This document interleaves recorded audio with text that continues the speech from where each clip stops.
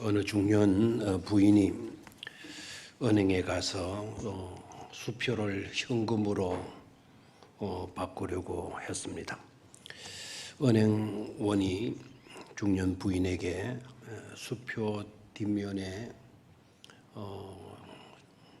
그 이설을 하라고, 이름도 쓰고 전화번호를 적으라고 그렇게 이야기를 합니다. 그랬더니 중년 부인이 하는 말이, 이 수표를 발행한 사람이 제 남편인데요. 그래서요. 그랬더니 은행원이, 그러세요. 그렇다면 지점장님 사모님이시군요. 그러니까 중년 부인이 우두커니 서 있습니다. 은행원이 말을 합니다. 그래도 하셔야 합니다. 그래도 이설을 하셔야 합니다. 그러니까 마지못해 중년 부인이 그 수표 뒤에다가 이설을 하기를, 여보 나예요, 그랬다는 겁니다. 아주 웃으라고 한 이야기지만 아주 의미가 있어요. 여보 나예요.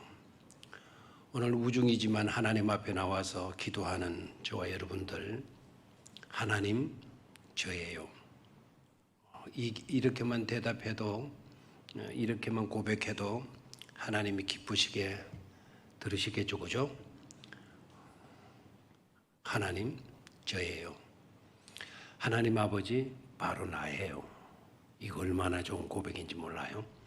그래야 하나님은 우리에게 대답하실 겁니다. 그래, 내가 알지. 네가 누군지 내가 알지.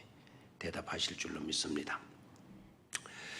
지난 주일 낮인 것 같네요. 어떻게 보며 행동들을 합니까? 라는 제목으로 말씀을 드렸는데, 바리새인 시몬이라고 하는 사람이 예수님을 초청해서 자기 집에서 대접을 하지 않습니까? 그때 낯선 여자가 나타나서 눈물로 예수님의 발을 닦고, 눈물로 예수님의 발을 적시고, 머리털로 예수님의 발을 닦고, 그리고 향유를 예수님의 발에 붓는 일로 인해서 시몬이라고 하는 사람이 예수님을 의심하게 되죠. 이 사람은 누구아니다? 예수님을 두고 시몬이라는 바리새인이 뭐라고 말을 합니까? 의심을 하잖아요. 뭐라고 의심하죠? 벌써 3일밖에 안 되는데 30년이나 지난 것 같죠, 그죠? 이 사람은 누구 아니다? 선지자가 아닌 게 맞다. 왜 그런가 하니까 선지자였다고 한다면 이 여자가 얼마나 못된 여자라는 거, 이 여자가 얼마나 나쁜 여자라는 것을 이분이 알았을 것이다. 그런데 가만히 두고 보고만 있는 걸 보면 이분이 분명히 누가 아니다? 선지자가 아니다. 그렇게 여기죠, 그죠? 그리고 그 여자를 대하시는 예수님은 끝까지 그 여자가 그렇게 행동하도록 놔두죠. 마태복음에 가서는 제자들은 또 그 여인을 어떻게 보죠? 낭비한다고, 저것을 팔아가지고 불우이웃되게 하면 그 가난에 있는 기아 속에 허덕이는 그런 사람들, 빈궁한 사람들을 도와주면 훨씬 효과 있고 가치 있게 쓰일 건데 저렇게 낭비하고 있다고 제자들은 그 여인을 비난을 하죠, 그죠? 누구 하나 그 여인의 행동을 정당화하거나 아름답다거나 정말 해야 할 일을 한다고, 우리가 하지 못하는 값진 일을 한다고 칭찬해주고 격려해주는 사람 아무도 없는 것을 보게 돼요. 저와 여러분들이 아마 그 자리에 있었어도 아마 똑같은 사람일걸요? 나는 아닐 거야. 혹시 그런 분들도 있을 수 있을는지 모르지만 좀 더 진실되게 자기 내면 속으로 들어가서 내가 그 자리에 있었다면 그 여자를 어떻게 보았을까? 내가 그 자리에 있었다면 그렇게 용납을 하고 가만히 계시고만 계시는 예수님에 대해서 나는 어떤 생각이 들었을까? 아마 여러분 한번 곰곰이 한번 생각해 보시는 것이 중요할 것입니다. 그 메시지가 우리에게 주는 교훈들은 굉장히 커요. 굉장히 큰데 또 많기도 하고, 그런데 이런 각도, 이런 관점에서는 되게 생각들을 우리가 못 해주고, 그죠? 그래서 어떻게 보며 어떻게 행동하십니까? 라는 제목을 잡고서요. 제가 세 가지 굴레에서 벗어나야 된다라는 것을 말씀을 드렸어요. 지난 주일입니다. 바로 세 가지 굴레가 바로 어떤 것이었나요? 첫 번째는, 순서는 좀 바뀌어도 괜찮습니다. 첫 번째 우리가 벗어나야 될 굴레는 자기 기만이라고 하는 굴레를 벗어나야 돼요. 뭐라고요? 자기 기만. 자기 기만이 뭐죠? 자기가 자기를 속이는 거예요. 자기 기만에서, 기만이라고 하는 굴레에서 우리가 벗어나야 돼요. 두 번째, 이 사건 속에서 우리가 생각해야 되고 벗어나야 될 굴레는 남에게 딱지 붙이는 거, 꼬리표를 갖다 붙여주는 거, 꼬리표를 달고 딱지를 붙이고 하는 그와 같은 굴레에서 뭐 할 수 있어야 된다? 벗어날 수 있어야 된다. 말씀을 드렸어요. 꼬리표를 붙이고 딱지를 붙이는 그런 행위에서, 그런 굴레에서 우리는 벗어나야 된다. 세 번째가 중요한데, 세 번째 굴레는 어떤 것이었나요? 세 번째 굴레는 과거라고 하는 것, 그리고 현재라고 한계성, 현재라고 하는 것의 한계성의 굴레에서 벗어나야 된다. 우리는 대개 어디에 매이고 있죠? 과거에 매이고 있어요. 그 사람의 과거에 집중하고 있어요. 집착하고 있어요. 그리고 오늘이라고 하는 한계를 벗어나지 못해요. 그래서 우리들의 사고는 오늘까지예요. 오늘까지. 이 사람이 이런 인간이고 저런 인간이고 오늘 여기에서 판단하는 겁니다. 그 굴레에서 우리가 벗어나지 않으면 안 된다. 그럼 어떻게 해야 되나? 십자가 너머에 있는 내일을 볼 수 있어야 돼요. 예수님 넘어 열리게 되는, 예수님 넘어서 열리게 되는 용서의 세계를 봐야 되고, 구원의 세계를 봐야 되고, 희망의 세계를 볼 수 있어야 된다. 라는 게 지난 주일날 설교의 핵심 메시지였어요. 그 사건을 조금 더 여러분들이 이해하기 쉽게 다른 본문으로 가서 적용을 해보면 더 쉽게 이해가 되어지리라 생각을 해요. 요한복음 8장 1절로 11절의 말씀 여러분 잘 기억하시죠? 요한복음 8장 하게 되면 어떤 사건이 나오죠? 아주 거기에도 심각한 사건이 나오죠. 어떤 사건이 나옵니까? 현장에서 간음하다가 잡혀서 끌려온 여인에 대한 사건 기억나시죠? 그죠? 현장에서 잘못된 행동을 하던 여자를 잡아가지고 현장 본부로 잡았어요. 그런데 누구에게 끌고 와요? 예수님에게 끌고 와요. 예수님이 그때 뭐 하고 있었나요? 해당에서 성경을 가르치고 있어요. 성경 공부하는 현장으로, 그곳으로 그 나쁜 행동을 한 여자를 끌고 와서요. 끌고 와서는 예수님께 질문을 하죠. 이 여자가 이런 짓 하다가 붙들려가지고 잡아가지고 우리가 끌고 왔다. 예수 너는 어떻게 할 거냐. 거기에서 다 해답을 구하고 재판받기 위해서 그 사람들이 그 여자를 예수님께 끌고 온 건 아니죠. 예수님께 그 여자를 끌고 온 이유는 어디에 있었습니까? 그렇죠? 누구를? 예수를. 그 여자를 어떻게 처리할까? 그거는 중요치 않아요. 이미 그거는 자기네들이 대답을 알고 있어요. 그런 여자는 율법이 어떻게 되어 있죠? 그 자리에서 현장에서 돌로 쳐 죽여야 된다. 쳐 죽여도 괜찮다라고 율법이 그렇게 되어 있는 걸 그 사람들이 알아요. 그런데도 데리고 왔어요. 예수, 너는 어떻게 할 거냐? 근데 이제는 누구를 걸고 넘어지려고 하죠? 예수님을 걸고 넘어지려고 하는 거죠. 잘못하면 예수님이 걸려들게 되는 거예요. 그래서 예수님 뭐라고 대답해요? 너희 가운데 죄 없는 자가 뭐를 하도록 해라? 돌로 치도록 해라.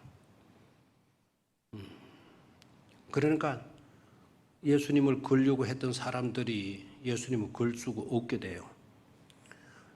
율법대로 하면 된다 그러면은 예수님의 가르침이 헛되게 되고 원수조차도 사랑하고 용서해야 된다라고 이야기를 하면 율법을 예수님이 어기게 되니까 예수님은 이러지도 못하고 저러지도 못하고 궁지에 놓이게 될 줄 알았는데 예수님이 오히려 너희 가운데 죄 없는 자가 돌로 쳐라라고 말씀을 하시니까 그러니까 칠 수도 없게 되죠. 예수님을 고발하거나 예수님을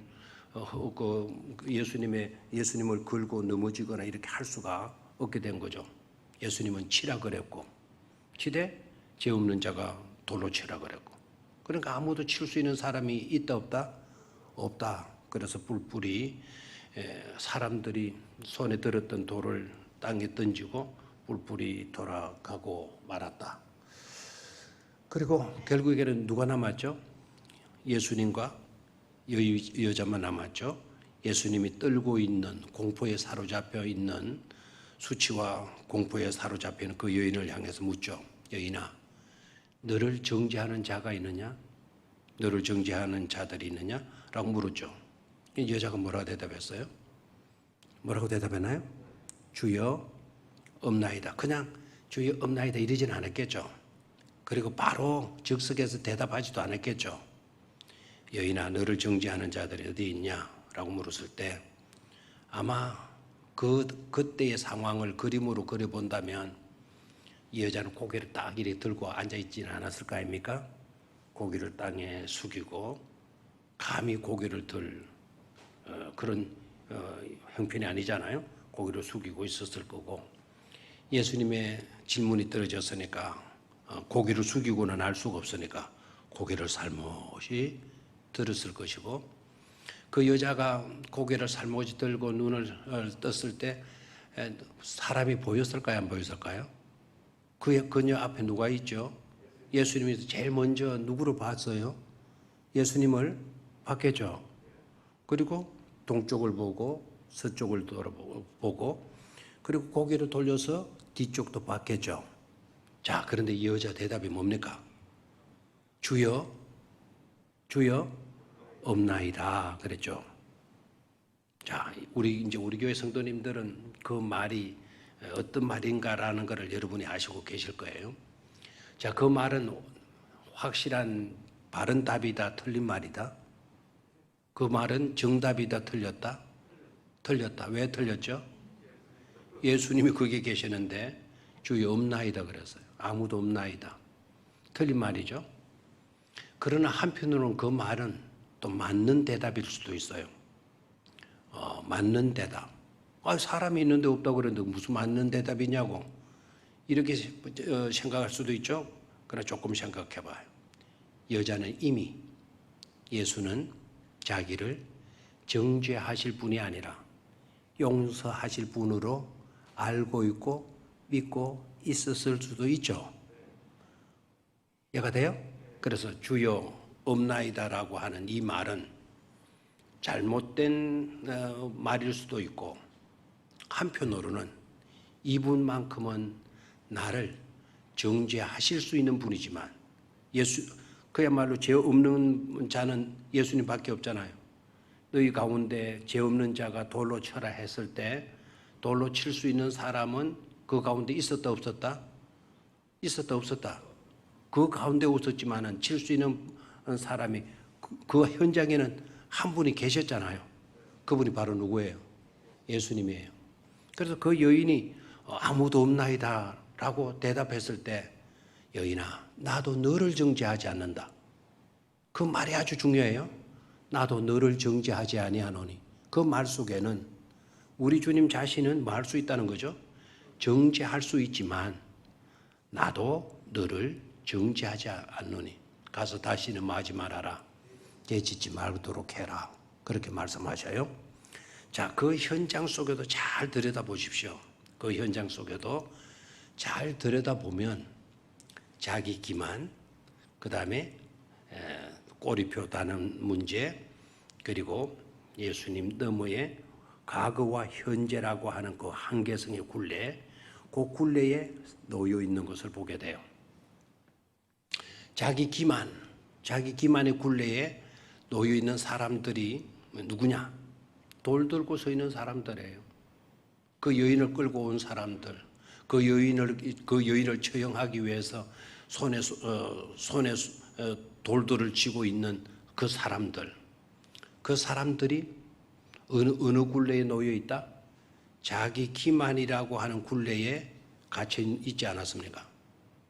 이해가 됩니까? 그래서 예수님이 내 없는 자가 돌로 쳐라 했을 때 비로소 자기들이 아하, 나 죄인이구나. 나도 돌 맞아야 될 인간이구나. 돌 맞아야 될 내가 그 죄 있는 저 사람에게 돌을 쳐서 저 사람을 죽이고 심판할 그런 자격이 내게 있는 것이 아니로구나. 그것도 모르고 내가 돌을 들고 이 자리에 왔었네. 자, 비로소 그 현장에서 그 사람들이 어디에서 벗어나게 되죠? 자기 기만이라고 하는 것에서 굴레에서 벗어나게 돼요. 벗어났다는 게 뭘 보고 알 수 있죠? 돌을 땅에 떨어뜨리고 뭐 했다는 거죠? 돌아갔다는 거예요. 그래서 자기 기만의 굴레에 놓여 있는 자들을 볼 수가 있어요. 두 번째, 꼬리표 붙이는 사람들, 딱지 갖다 붙이려고 하는 사람들. 그 사람들이 누구예요? 바로 바리새인들이에요. 서기관들이에요. 이 사람들이 이 여자에게는 이미 현장에서 잡혀서내고 꼬리표 딱지 붙이는 거 당연해요. 이미 딱지를 붙였죠. 그런데 이제는 누구까지 딱지 붙이려고 덤벼드는 거죠?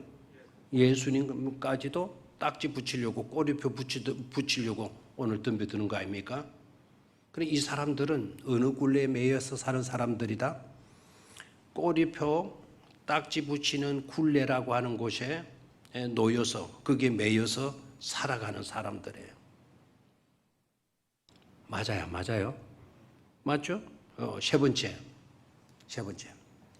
자, 이 여자 현장에서 잘못된 행동을 했어요. 그러면 죄인 아닙니까? 그죠? 죄인. 얼마 전에 죄를 지었어요. 뭐 하루 전에 지었는지, 뭐 얼마 전에 지었는지 죄를 지은 죄인이에요. 그러나 이들에게서는 과거만 있고 그리고 현재 이런 사람은 돌로 쳐 죽여야 된다는 현재만 있지. 이 사람들에게서는 내일이라는 게 있다 없다? 없다라는 거예요. 오늘 쳐 죽이는 이것밖에 없는 거예요. 그래서 처형으로 정죄로 모든 것이 끝나게 되는 것이에요. 그래서 과거만 있고 현재라고 하는 것이 종점이에요. 거기 마지막 점이 되고 말아요. 자, 그런 상황에서 예수님이 거기에서 어떤 일을 하시느냐 이거예요. 예수님이 꼬리표 붙였던 여인에게 있어 꼬리표를 떼주신 줄 믿습니까? 꼬리표를 떼줘요. 여인아, 나도 너를 정죄하지 않는다. 가서 다시는 죄를 짓지 마라. 꼬리표를 갖다 붙여놓은 거를 예수님은 꼬리표를 떼시고 계시는 것을 봐요. 자기 기만 속에 기만이라고 하는 자기 기만이라는 굴레 속에 흐드기는 인생들에게 자기를 깨닫게 만드는 일을 누가 하셔요? 예수님이 하셔요. 그리고 과거와 현재라고 하는 굴레에 매여 있는 사람에게 우리 주님은 십자가 너머에 용서의 세계를 그녀에게 열어주시고 오늘로 끝나는 그 인생에게 여인아 가서 다시는 죄를 짓지 말고 살도록 해라.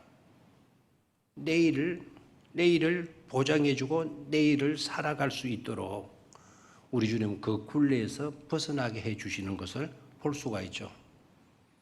모든 것이 죄로 끝나버릴 수밖에 없는 절망에서 예수님은 그녀에게 희망, 영원이라고 하는 희망을 안겨주시는 것을 깨달을 수 있지 않습니까? 아멘입니까? 그래서 우리가 굴레에서 벗어날 수 있어야 된다. 그 굴레는 몇 가지 굴레가 있었어요? 첫 번째는 자기 굴레, 자기 기만이라고 하는 굴레에서 말 수 있어야 된다. 벗어날 수 있어야 된다. 두 번째는 뭐였나요? 딱지 붙이고 꼬리표 붙이는 굴레에서 우리는 말 수 있어야 된다. 벗어날 수 있어야 된다. 세 번째는 과거와 현재만 집착하고 현재만 보는 그런 굴레에서 십자가 너머의 세계, 십자가 너머의 세계, 예수 그리스도를 통해서 열리게 되는 내일을 볼 수 있어야 된다. 아멘입니까? 그래서 십자가 너머에 있는 세계, 예수를 통해서 열려지게 되는 새로운 세계, 그 세계를 우리는 바라보며 살아갈 수 있어야 축복된 신앙인, 축복된 성도의 삶이 이루어지게 될 줄로 믿습니다. 자, 오늘은 그 말씀을 연두에 두셔야 오늘 본문 말씀도 제대로 이해할 수 있는 겁니다. 자, 오늘 말씀의 제목은 뭐죠? 십자가에서 발견하는 뭐라고요? 변화. 십자가에서입니다. 십자가에서. 그러면 예수님이 십자가에 달려 계셔서 그 십자가 상에 계실 때에 나타나는 변화인데요. 그 변화를 뭐를 중심으로 해서 보게 되는가 하니까 십자가 상에서 우리 주님께서 말씀하신 말씀을 통해서 보면 그 말씀 속에서 엄청난 너무나도 중요한 변화를 볼 수가 있어요. 다시 한번 예수님께서 십자가 상에서 말씀을 하셨죠. 십자가에 달려서 십자가 상에서라고 하는 말은 십자가 위에서라는 말이고 십자가 상에서라는 그 말은 예수님이 십자가에 달리셨을 때 우리 주님이 몇 가지 말씀을 하셨죠? 7가지 말씀을 하셨죠. 그 말씀을 가만히 묵상해서 보게 되면 우리는 7가지 말씀에만 집착을 했어요. 그런데 그 말씀 7가지 말씀을 우리가 딱 묵상하게 되면 집중해서 묵상하게 되게 되면 그 말씀에서 놀라운 변화를 발견하게 돼요. 알겠나요? 뭐를 발견하게 된다? 변화를 발견하게 된다.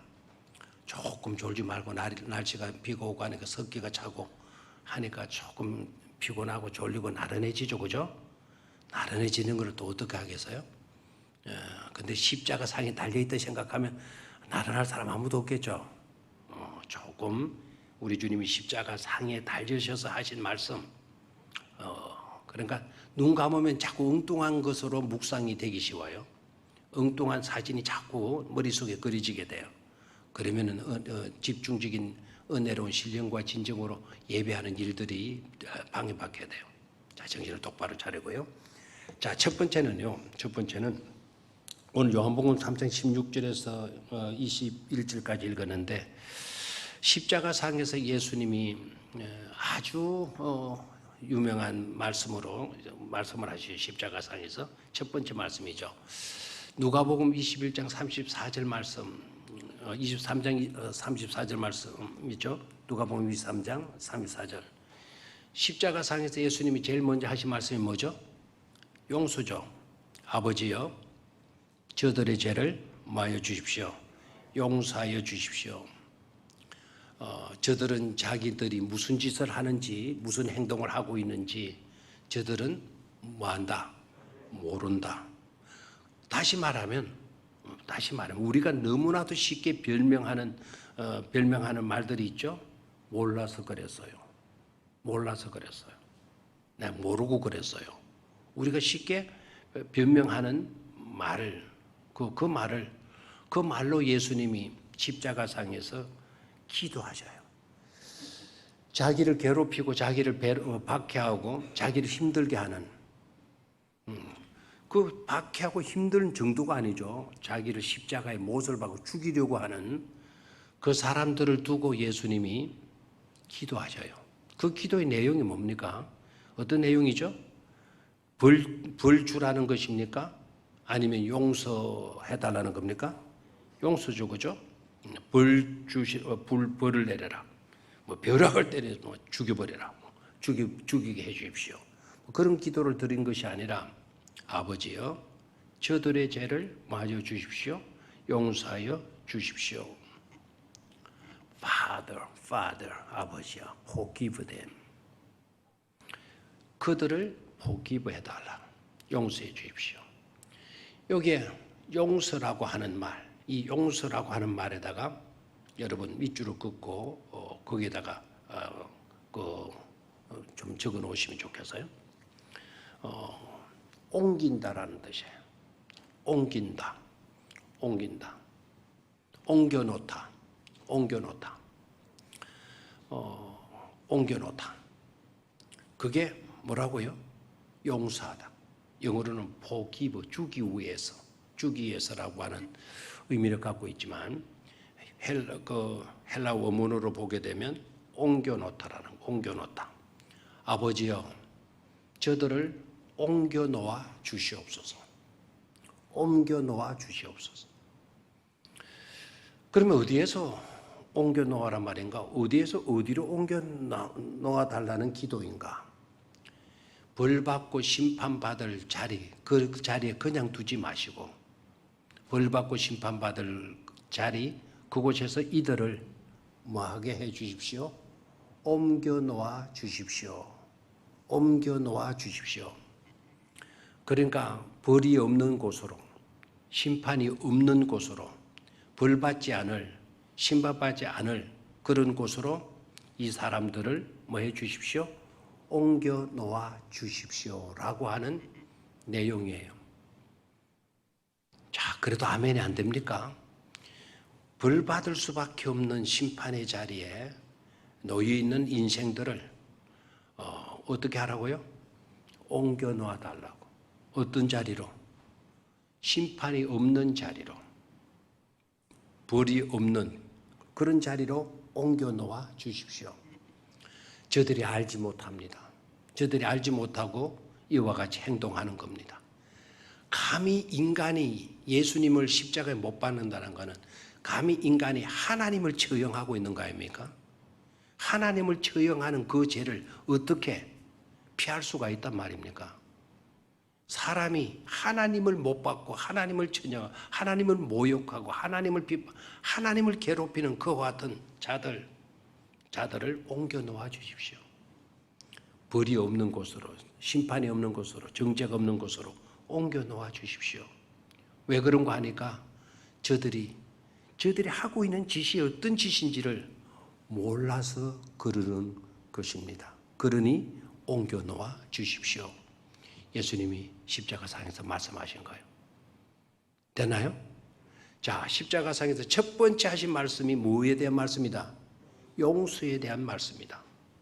그래서 우리의 삶에서 가장 우선시 되어져야 될 언어가 바로 뭔 줄 아시죠? 바로 뭐예요? 용서예요. 저와 여러분들이 용서에서 시작되지 못하면 우리는 희망이 없는 자들이에요. 부자가 되었다? 여러분 판사가 되고 여러분들이 대통령이 되고 뭐가 중요해요?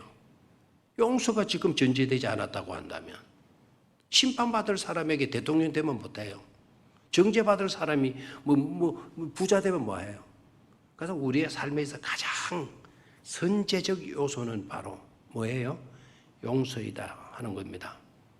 아멘입니까? 그래서 용서가 우리의 삶에도 굉장히 중요하다. 그럼 여기서 뭐를 볼 수 있냐? 심판의 언어가 용서의 언어로 나타나고 있다는 점이에요. 무슨 언어가? 심판의 언어가 무슨 언어로 나타나고 있다? 용서의 언어로 나타나고 있다라는 거예요. 어디에서? 십자가상에서. 우리 주님이 하신 7가지 가상칠은 7 말씀 중에 첫 번째 변화가 바로 뭐냐? 심판의 언어가 떨어져야 될 그와 같은 자리에서 심판의 언어 대신에 무슨 언어로? 용서의 언어로 선포되어진 것을 우리는 볼 수가 있죠. 아멘입니까? 자, 오늘 읽었던 3장 17절을 좀 보죠. 3장 17절. 3장 17절. 소리는 같이 읽습니다. 시작. 하나님이 그 아들을 세상에 보내신 것은 세상을 심판하려 하심이 아니요 그로 말미암아 세상이 구원을 받게 하려 하십니다. 심판이 아니라 뭐라고요? 구원이다. 그래서 예수님은 십자가상에서 우리의 구원을 이루시는 십자가상에서 심판의 언어를 말씀하신 것이 아니고 뭐의 언어를? 용서의 언어를. 용서받았다라고 하는 것은 여러분 제3을 받았다는 것이고 제3을 받았다는 것은 저와 여러분들이 뭘 받았다는 것이죠? 구원을 받았다는 것 아닙니까? 그래서 17절 하나님이 그 아들을 세상에 보내신 것은 예수님을 이 세상에 보내신 목적이 바로 뭐냐? 세상을 심판하라 하심이 아니요 뭐라 그랬죠? 그로 말미암아 세상이 뭐를 얻게 하려 합니다. 구원을 받게 하려 하십니다. 아멘. 그래서 심판의 언어가 무슨 언어로? 구원의 언어로 나타나고 있는 것을 깨달을 수가 있죠. 자, 두 번째 변화. 마태복음 27장 46절을 좀 보도록 하겠어요. 마태복음 27장 46절. 여러분들이 아마 찾으셔야 알지만 아마 제가 찾아놓으면 이 말씀하고 다 알 수 있는 그런 말씀이 되겠어요. 마태복음 27장 46절.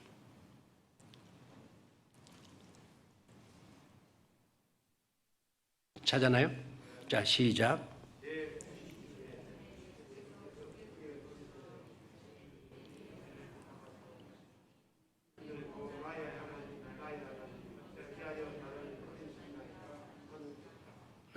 엘리 엘리 라마 사막다니 나의 하나님이여 어찌하여 나를 버리시나이까. 자, 이 말씀도 어디에서 하셨죠? 십자가상에서 말씀을 하셔요. 이 말씀은 두 가지로 해석이 된다 그랬죠. 하나는 감격해서 외치신 절규다. 또 하나는 이 말씀은 고민과 고뇌 속에서 말씀하신 말씀이다. 그 고뇌 가운데서 절규하는 비명과 같은 그와 같은 말씀이다 라는 것으로 해석이 가능해요. 둘 다 해석이 가능합니다. 둘 다 해석이 가능하다라는 것은 둘 다 우리가 그 해석들을 참조하고 적용할 필요성이 있다 이 말입니다. 자, 첫 번째 감격의 말이다 하는 것은 독생자인 자기를 하나님 아버지께서 하나밖에 없는 나를 포기하시면서까지 이 죄인들을 구원하시려고 하시는 그 하나님은 정말 위대하시고 정말 놀라우신 분이시다. 이해가 되겠습니까? 이해가 되나요? 하나밖에 없는 나를 이렇게까지 버리시면서 형편없는 저 죄인들을 구원하시려고 하시는 하나님은 실로 참 하나님이시다. 실로 위대하신 신이시다. 그래서 그 내용을 담은 감격의 언어다.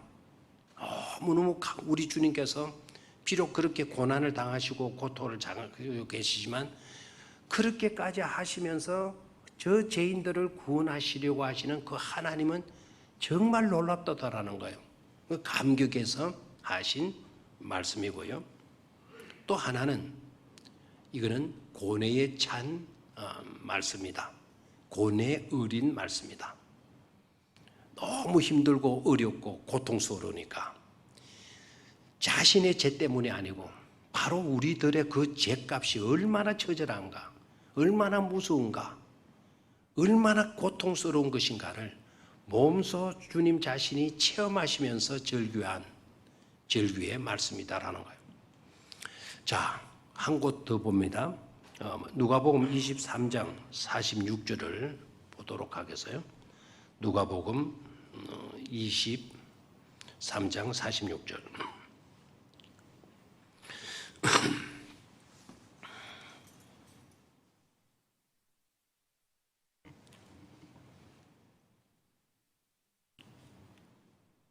찾았습니까? 자, 이 말씀도 뭐 구주로 몰랐지만 내용은 찾고 보니까 많이 들었고 여러분들도 다 알고 있는 그런 말씀이죠. 그죠? 예, 뭡니까? 23장 46절 시작.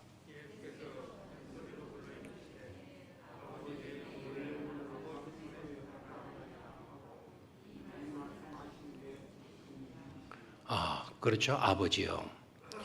당신의 손에 내 영혼을 맡깁니다. 아버지 손에 내 영혼을 맡깁니다. 자, 십자가상에서 예수님께서 마지막으로 하신 말씀이죠. 맞죠? 그래서 가상 7은 마지막 예수님의 기도의 장면으로 말씀을 마치고 이제 호흡을 거두셔요. 숨을 거두셔요. 아버지여, 당신의 손에 내 영혼을 만다, 부탁한다. 저를 봐요. 이 말이 그냥 단순하게 아버지여, 당신의 손에 내 영혼을 부탁합니다. 쉽게 이렇게 할 수 있는 말이 아니죠. 아버지여라고 할 때 그 아버지, father라고 하는 이 말이 쉽게 그렇게 막 우리가 쉽게 일반적으로 아버지를 부를 때 그런 부름으로 아버지 이렇게 말했겠어요? 우리는 조금만 다급해도 막 아버지 부를 때 아버지 하고 막 이렇게 부르거나 아버지 막 이렇게 부르거나 하시지 않겠어요? 그 마지막 그 순간에 예수님이 아버지를 찾는 거예요. 아버지요, Father. Into your hands, 당신의 손 속에. Into your hands, 당신의 손 속에. I entrust my spirit. 내 영혼을 entrust, 내어 맡깁니다. 내어 맡깁니다. 누구의 손에? 아버지 손 안에. 내 몸을 던져서 아버지 손 안에 내어 놓습니다. 나는 도저히. 그냥 쉽게 할 수 있는 말이 아니에요. 심각한 상황 속에서 자기 영혼을 하나님의 손에 던져 놓는 거예요. 자, 그 앞에는 나의 하나님 어찌하여 나를 버리시나이까. 자, 두 번째 읽었던 본문 말씀에는 하나님의 손에 아버지여 내 영혼을 뭡니다? entrust, 맡깁니다. 내어놓습니다. 그 두 언어를 가만히 묵상해 봐요. 여기서 놀라운 변화를 볼 수가 있죠. 그 변화가 바로 뭡니까? 고민과 갈등의 언어가 신앙의 언어로 바뀌어지고 있는 것을 보게 돼요. 다시 한번, 무슨 언어가?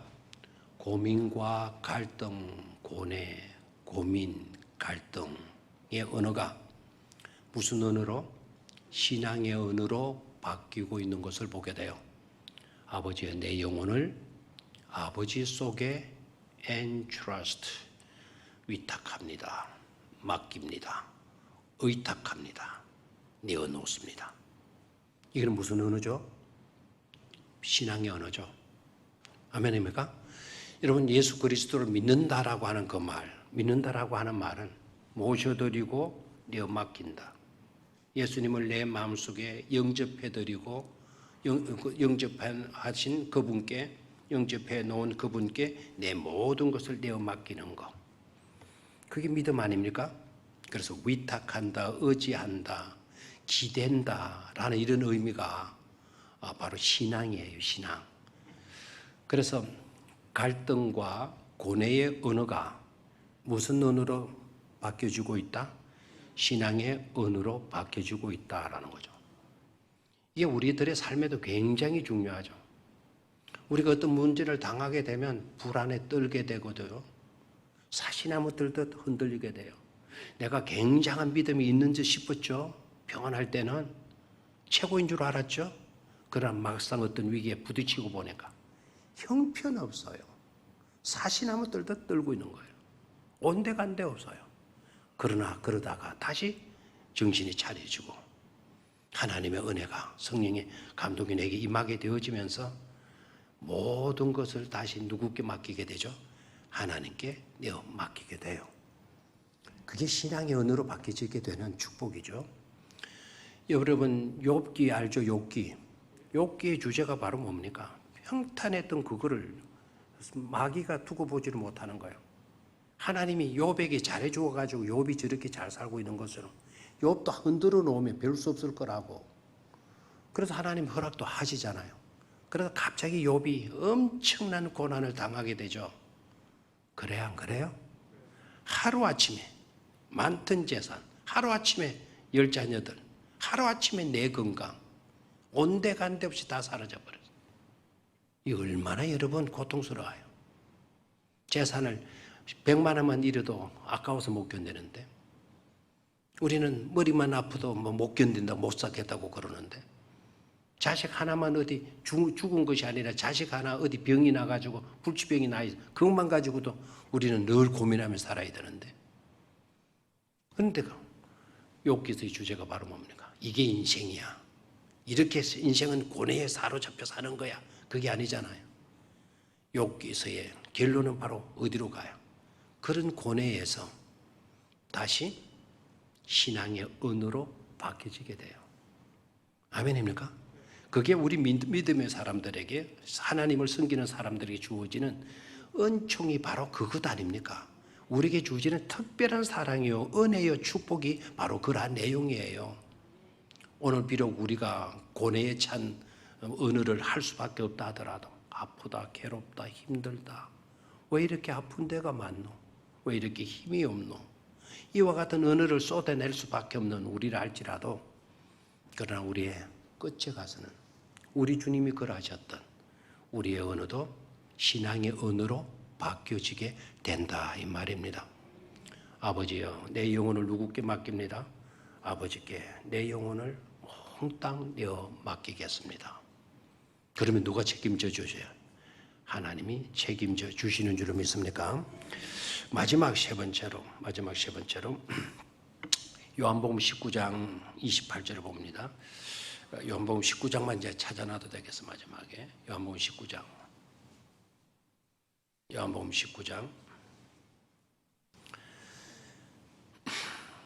28절, 그리고 요한복음 19장 30절의 말씀 두 줄 뒤에 보면 되니까 19장 찾으면 되겠죠. 요한복음 19장 28절 뭡니까? 같이 한번 읽어볼래요? 시작.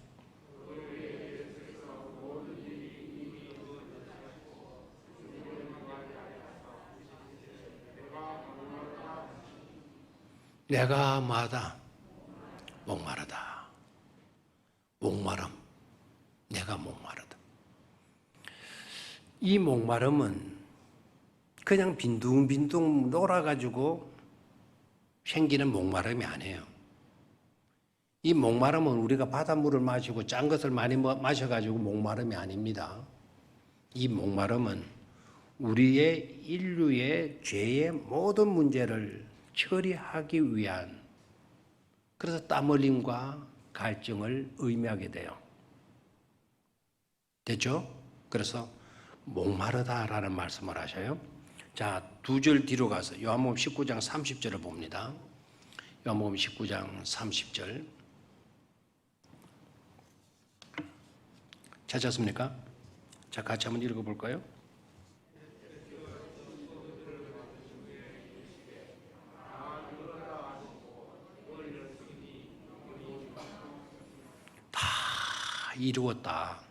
다 이루었다 하시고 머리를 숙이니, 이렇게 되어져 있어요. 자, 아까는 두 줄 앞에는 내가 뭐하다? 목마르다. 두 줄 뒤에서는 예수님이 다 이루었다. 다 이루었다라고 하는 말의 뜻을 여러분 잘 아시고 계시죠? 다 이루었다라는 말의 뜻을 아시죠? 아십니까? 뭡니까? 안다 켜놓고. 자, 다 이루었다라고 하는 말은 여러 가지로 설명할 수가 있겠어요. 테텔레스타이, 히브리 헬라어로는 테텔레스타이, 다 갚았다, 해결했다, 청산했다, 남겨둔 것이 없다 라는 뜻이에요. 그래서 테텔레스타이는 내가 이것에 대해서 치료해야 할 대가를 몽땅 내가 뭐 했다? 치루었다. 갚았다. 그러면 우리가 갚아야 될 것이 있다 없다? 갚아야 될 것이 있다 없다? 없다. 자, 하고 보면 이건 완성이에요. 완벽한 완성이에요. 미완성이 아닙니다. 인생은 미완성으로 끝나면 안 돼요. 완벽한 완성으로 이어져야 돼요. 우리 주님께서 그렇게 사셨잖아요. 다 이루었다. 다 이루었다. 완벽한 완성이에요. 그럼 여기서 알 수가 있죠. 목마르다. 우리가 갈증을 느끼는 거죠. 갈증. 항상 부족 속에 우리가 흐느끼게 돼 있어요. 그래서 갈증의 언어가 어떤 언어로 바뀌어지죠? 완성의 언어로 바뀌어지고 있는 것을 볼 수가 있죠. 아멘입니까? 다시. 무슨 언어가? 갈증의 언어가 무슨 언어로? 완성의 언어로 바뀌어지고 있는 걸 볼 수가 있어요. 그 바뀌어지는 것을 가르쳐 뭐라 그래요? 두 자로? 바뀌어지는 것을 두 자로 뭐라 그래요? 변화. 그래서 오늘 말씀의 제목이 뭐였나요? 십자가에서 발견하는 변화. 이해가 되겠습니까? 자, 그러면 정리하죠. 첫 번째는 뭐였나요? 심판의 언어가 용서의 언어. 그 용서를 쉽게 생각하지 마세요. 용서의 비중은 엄청나요. 자, 심판의 언어가 용서의 언어로 변화되었고, 두 번째는 뭐였나요? 두 번째.